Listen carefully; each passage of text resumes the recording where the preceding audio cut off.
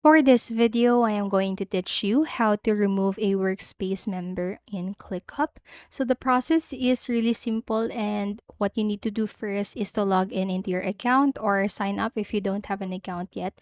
And all of the necessary links are available in the description down below, so you can just check those in there.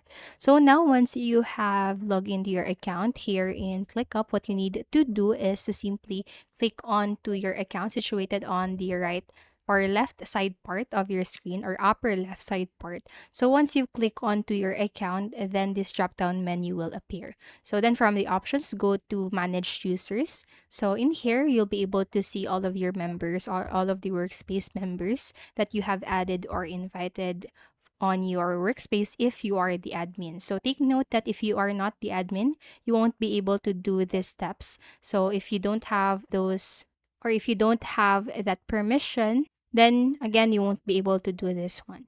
So once you are in here, just locate the member that you want to remove from your workspace. And once you have done that, just click onto the three dots icon situated on the right side part of that corresponding member. So once you have clicked onto it, then this drop-down menu will appear and select remove from the option. So once you click onto it, then this confirm notification will appear. So it says this user will be removed, but their history, comments, uploads, tasks, and everything else will remain and will not be deleted. So this removed users may still appear in search and filters. So if you're okay with that, you just need to finalize the action by clicking onto the remove button again. So that's basically it.